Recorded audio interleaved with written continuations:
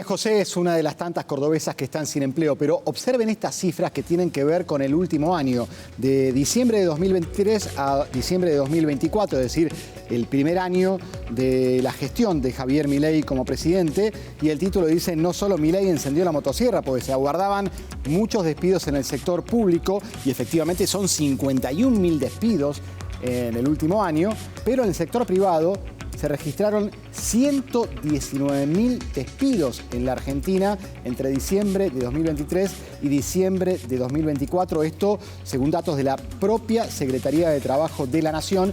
Y en el personal doméstico también muchos despidos, 15.000 cesantías por parte de personas que ya no pudieron afrontar los gastos del personal doméstico. En total, 185.000 puestos de trabajo que se perdieron en tan solo un año. Estamos junto a Josefina Rex, es consultora en recursos humanos desde hace muchísimos años. Trabaja en este sector. Josefina, ¿cómo estás? Gracias por estar. ¿Qué tal? ¿Cómo estás? Gracias. Bueno, realmente un número que dice mucho, ¿no? 185.000 puestos de trabajo. Para generarlos es un esfuerzo importantísimo y de repente en un año se perdieron. Sí, en realidad la masa de gente despedida viene siendo, ¿no?, del último año, de hace varios años ya. Pero de todas maneras creo que hay cifras que no son totalmente fieles en esto.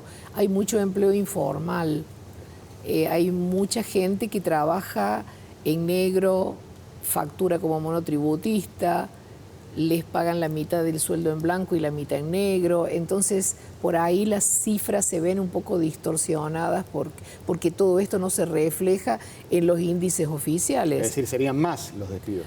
Porque acá estamos hablando de empleos formales. Empleos formales, yo creo que probablemente, digamos, para poder tener un panorama que sea fiel, habría que tener, y no se puede demasiado, habría que tener las cifras de la cantidad de empleo informal que hay. Claro, y esto, Josefina, para aclarar, esto que mostramos recién son 185.000 empleos que se perdieron de acuerdo a cifras del propio gobierno nacional, ¿no? Sí. Estamos hablando de cifras oficiales con empleos formales. Y claro, está después qué pasa, cuál podría ser la proyección del desempleo entre los trabajadores no formales, entre los informales. Sí, en realidad creo que para poder tener un panorama que sea realmente fiel, deberíamos tener cuál es la cantidad de empleo informal que hay en todos los ámbitos, de la gente que está, digamos, totalmente en negro, la que factura y la que de pronto tiene una parte del sueldo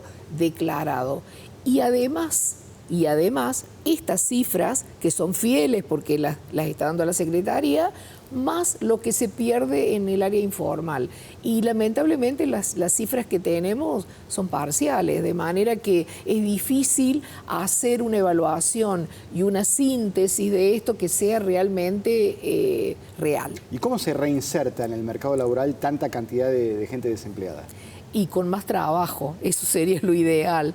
Pero recién en el último tiempo, yo te diría que desde septiembre en adelante, empezó a haber un poco de movimiento laboral en casi todas las empresas, que porque es auspicioso, porque que aparezcan empleos en un mes de diciembre, y es como que no es muy habitual. ¿Y cuáles son los sectores que están demandando más mano de obra? Porque por un lado, en los últimos días, ¿no?, estábamos viendo que automotrices como Nissan anunciaron... No, las automotrices no. Están muy mal, anunciaron paralización de actividades. Lo mismo ocurre con Sancor, con la planta de Nestlé.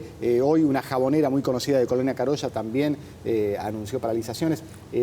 ¿Cuáles son los sectores que sí están demandando, que están reactivándose? Y el área de la construcción, por ejemplo, las empresas constructoras, digamos, que pidan empleos, digamos, antes de que empiece el año, significa que tienen obras asignadas para el año siguiente, si no, no tomarían gente. ¿Qué toman? Y acá es uno de los ejemplos de los que hablaba recién. Los profesionales, ninguno está en relación, todos facturan como monotributistas. Digamos que tienen una relación con la empresa que es virtualmente formal, pero que de alguna manera facturan ellos como independientes. Por otra parte, todos los que tienen título profesional, que están en las empresas, es como que se ha vuelto habitual que las empresas los hagan facturar honorarios en lugar de tener aportes con relación de dependencia. Y lo que sí falta, que es el operario no calificado, ese es el indicador de que empezó a haber realmente reactivación, porque los empleos que tienen que ver con las especialidades son los primeros que se mueven. Entonces, ¿qué hace una empresa? Empieza por los cargos, digamos que de pronto le cuesta trabajo conseguir, y después empieza lo del operario no calificado, que es lo que falta en este momento. Claro. Está notando que en construcción entonces hay un principio de reactivación. En construcción, ¿En qué otro sector? Sí. Por ejemplo, el sector gastronómico también se ha reactivado, hay movimiento. El comercio viene siendo bastante parejo, pero se incrementó desde agosto en adelante aproximadamente. Y la primera parte del año fue muy amesetada, diría yo. ¿Qué sería eso, amesetado? Y porque hubo alguna demanda de los cargos que de pronto se desocuparon, pero no hubo movimiento laboral como suele haber la primera parte del año. ¿Qué suele pasar en estos casos? Y me remito a otras crisis. Cuando la primera parte del año está muy quieta, empieza a haber reactivación de la mitad del año en adelante, y en ese caso se sigue trabajando en el verano. Eso es muy frecuente. ¿Y cuáles son los sectores que ves más perjudicados? Recién mencionábamos las automotrices, ¿qué otro? Y todos los autopartistas están como muy parados, porque si verdaderamente todas estas inversiones que se anunciaron de las automotrices, de las terminales automotrices, se llevan a cabo el año que viene, va a haber movimiento, este año, porque estamos en el 25 ya, seguramente las autopartistas se van a poner en movimiento, pero eso siempre tarda. Si verdaderamente se concreta, siempre tarda en producirse, nunca es inmediato. El anuncio se hizo en el 24, ojalá que en el 25 se concrete, pero históricamente nunca fue inmediato esto, de manera que sí que hace falta que, digamos, se empiece a mover la maquinaria del empleo como para que aparezcan posibilidades de trabajo. Yo creo que es probable que en el transcurso del 25 tengamos algún movimiento por estos indicadores que, a ver, no es muy habitual que yo esté llena de trabajo en un mes de diciembre.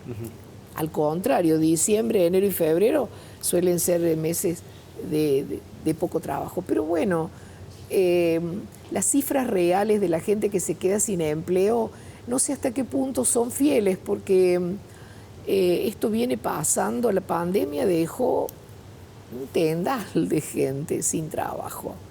A algunos los benefició y a otros los dejó liquidados, ¿no? Ojalá que llegue esa recuperación, Josefina. Muchas gracias por el... Bueno, gracias, igualmente.